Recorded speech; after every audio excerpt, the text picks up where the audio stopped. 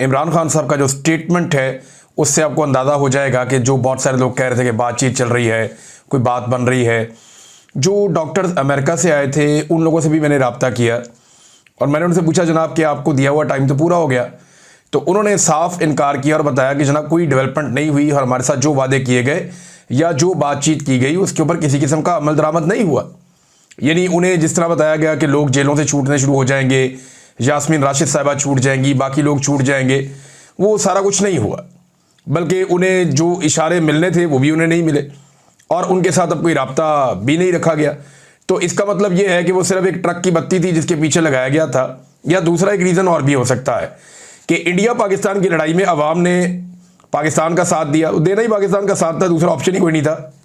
तो उसको पाकिस्तान की एस्टेब्लिशमेंट ने ये समझ लिया कि शायद वो अवाम में मकबूल हो रहे हैं।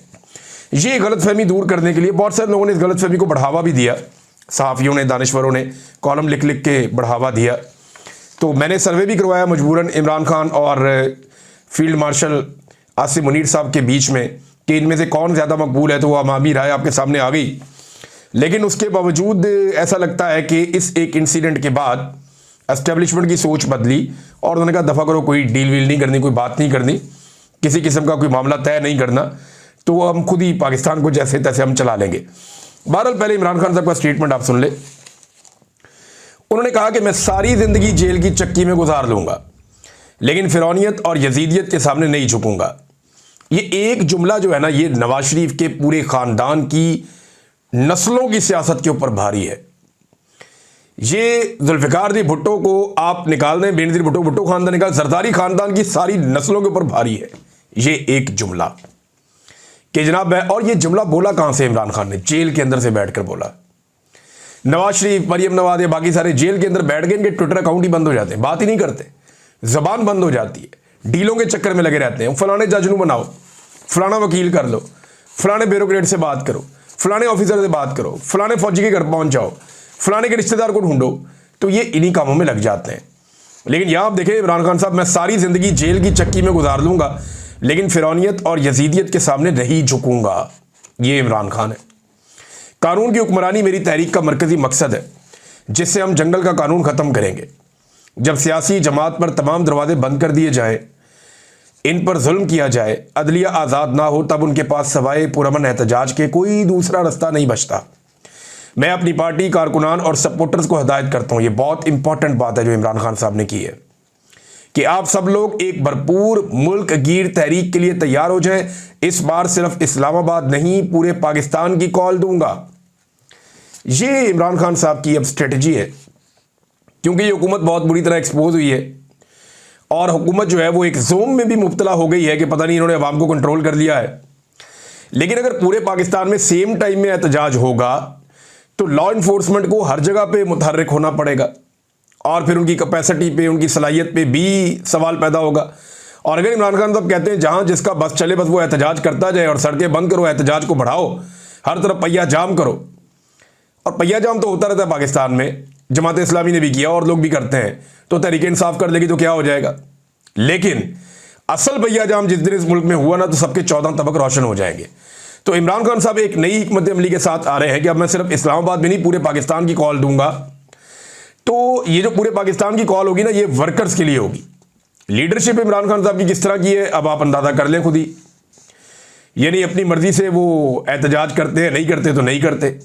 खैबर पख्तूनख्वा से बाहर निकलने का नाम नहीं ले रहे, जिन्हें खैबर पख्तूनख्वा में ड्यूटी लगाई गई है। पंजाब के अंदर जो निकलता है उसे गिरफ्तार कर लिया जाता है। आलिया हमजा कुछ ना कुछ करके गाड़ी को घसीट रही है, कोशिश कर रही हैं। इमरान खान की बहनों को बार बार बेयारो मददगार छोड़ दिया जाता है।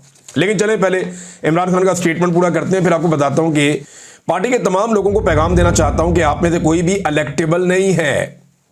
आप सब नजरिए के जोर पर जीत कर आए हैं। मुझे सबके बारे में मालूम है कि कौन विकेट के दोनों अतराफ में खेल रहा है। वैसे खान साहब तो कह रहे हैं मुझे मालूम है, अली अमीन गंडापुर साहब इरशाद भट्टी साहब के प्रोग्राम में खुद ये एतराफ़ कर चुके हैं कि पाकिस्तान का फ़ायदा हो तो मैं विकेट के दोनों जानिब खेलूंगा, ये कोई गलत बात नहीं है। ये अली अमीन गंडापुर साहब ने खुद एतराफ़ किया था। तो खान साहब ने वही बात की, उन्होंने कहा जी मुझे मालूम है कौन विकेट के दोनों तरफ खेल रहा है। जो पार्टी अहकामात पर अमल पैरा नहीं होगा, इसकी जमात में कोई जगह नहीं होगी। मुझे जब भी मौका मिला पार्टी इंतखाबात करवाऊंगा। पार्टी में इलेक्शन करवाना नागुज़ीर है ताकि वर्कर्स ऊपर आ सकें। 9 मई सिर्फ आधे घंटे का केस है। इसकी सीसीटीवी फुटेज चुराने वाले ही असल जिम्मेदार हैं। अगर वो समझते हैं कि पाकिस्तान तहरीक इंसाफ ने 9 मई किया था तो सीसीटीवी फुटेजेस सामने ले आए। पॉलीग्राफिक टेस्ट तो शहबाज शरीफ का होना चाहिए और उससे पूछा जाना चाहिए कि वो फॉर्म 47 से आया है या फॉर्म 45 से। ये पॉलीग्राफिक टेस्ट आजकल कह रहे हैं ना इमरान खान साहब को करवाएं। वैसे पाकिस्तान में बड़े लोग हैं, इनका पॉलीग्राफिक होना सारा दूध का दूध और पानी का पानी हो जाए। ये जो भी आगे कहता है ना कि हमारा सियासत से कोई किरदार नहीं है, हमारा सियासत से कोई ताल्लुक नहीं है, उसको उसी वक्त पॉलीग्राफिक करें, आपको पता चल जाएगा है या नहीं। ये जो भी आकर कहता है कि जनाब हम लिजिटिमेट गवर्नमेंट है, पॉलीग्राफिक टेस्ट करवाएं। आप कौमी असेंबली में पॉलीग्राफिक मशीन ले जाएं और टेस्ट करें तो आपके जितने लोग सीटों पे बैठे हुए हैं इस वक्त जो हुकूमती बेंचों पे हैं, उनमें से तकरीबन 70-80% फारग हो जाएंगे। वो सारे के सारे जीते ही नहीं इलेक्शन, हारा हुआ इलेक्शन उनको जिता दिया गया है। तो इमरान खान ने यह आइडिया दिया कि जनाब शहबाज शरीफ से पूछे ना फॉर्म 47 से आया या 45 से आया। मैं पाकिस्तान का साबिक वज़ीर आज़म हूँ जिसके लिए जेल में अलहदा कैटेगरी होती है, लेकिन मुझे जेल में आम कैदियों वाली सहूलियात भी नहीं दी गई। मुझे जेल के जिस सेल में 22 माह से कैद किया हुआ है वो एक चक्की है। इसी मुल्क में चोरों को वीवीआईपी सेल में रखा गया जो किसी स्वीट से कम नहीं थे। यहाँ जंगल का कानून है और एक कर्नल के कहने पर तमाम अदालती अहकामात हवा में उड़ा दिए जाते हैं। मेरे बच्चों से मेरी बात नहीं करवाई जाती, मेरी बहनों को मुझसे मिलने नहीं दिया जाता, मेरी किताबों से पता नहीं क्या मसला है कि 2.5 माह से मुझ तक कोई किताब नहीं पहुंचने दी गई। सिर्फ वही किताबें दी जाती हैं जो पहले से ही मैं पढ़ चुका हूं। मैं एक सियासी जमात का सरबराह हूं, लेकिन मेरी जमात के लोगों को मुझसे मिलने की इजाज़त नहीं दी जाती। जुनैद अकबर बड़े लंबे अरसे से नहीं मिल पाए, शाहिद खटक नहीं मिल पाए, सुहेल अफरीदी नहीं मिल पाए और बहुत सारे लोग हैं। ये तो खैबर पख्तूनख्वा के लोगों का बताया ना, पंजाब के बेशुमार लोग हैं इमरान खान साहब से मिलना चाहते हैं। अपोजिशन लीडर जो है पंजाब के, उनको भी नहीं मिलने दिया जाता। साहबजादा हामिद रजा साहब नहीं मिल पाए, अल्लामा राजा नासिर अब्बास साहब नहीं मिल पाए, महमूद अचकज़ई साहब नहीं मिल पाए और बहुत सारे लोग मिलना चाहते हैं। हालांकि इनके बाद अदालती अहकामात होते हैं फिर भी नहीं मिलने दिया जाता। सिर्फ मुझे अजियत देने के लिए मेरी अहलिया को सजाएं सुनाई गई। इससे ज़्यादा घटियापन क्या हो सकता है।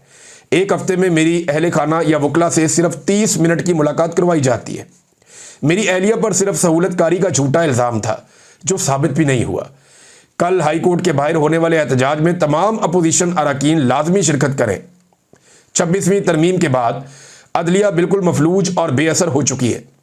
इस्लामाबाद हाई कोर्ट का चीफ जस्टिस बारहा वादे करने के बावजूद भी हमारे केसेस नहीं लगा रहा।